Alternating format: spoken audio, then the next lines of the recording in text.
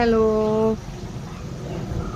എൻ്റെ പുതിയൊരു വീഡിയോയിലേക്ക് എല്ലാവർക്കും സ്വാഗതം. ഞാൻ ഡോക്ടർ രേഷ്മ.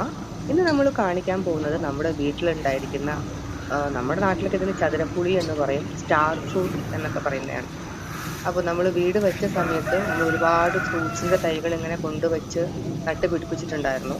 അപ്പം ഈ ഒരു ഫ്രൂട്ടിന്റെ തൈയും വാങ്ങിച്ചു. ഇത് വാങ്ങിച്ച സമയത്ത് ഒരു ഡൗട്ട് ഉണ്ടായിരുന്നു. സാധാരണ ഇത് എല്ലായിടത്തും ഇങ്ങനെ ഉണ്ടായിട്ട് വെറുതെ കിടന്ന് പഴുത്ത് ചീഞ്ഞ് പോവാറാണ്. അപ്പൊ വെറുതെ വീട് വൃത്തികേടാക്കാൻ വേണ്ടിയിട്ട് ഇതൊരു സാധനം വാങ്ങിക്കണോ എന്ന് ചോദിച്ചിട്ടുണ്ടായിരുന്നു. പക്ഷെ എല്ലാ ഫ്രൂട്ട്സും ഉണ്ടല്ലോ, എന്നാ പിന്നെ ഇതും കിടന്നോട്ടെ, എന്തിനാ ഇതായിട്ട് ഇല്ലാണ്ടിരിക്കുന്നേ എന്ന് കരുതിയിട്ടാണ് ഇത് വാങ്ങിച്ചത്.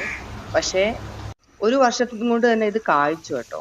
ഇത് കായ്ച്ചു കഴിഞ്ഞ് ഇതിന്റെ ഫ്രൂട്ട് കഴിച്ചു നോക്കിയപ്പോൾ ഭയങ്കര മധുരമാണ്. നമുക്ക് ഇത് പണ്ട് ഞാൻ കുട്ടിക്കാലത്തെല്ലാം കഴിച്ചിരുന്നത് ഭയങ്കര പുളിയായിരുന്നു.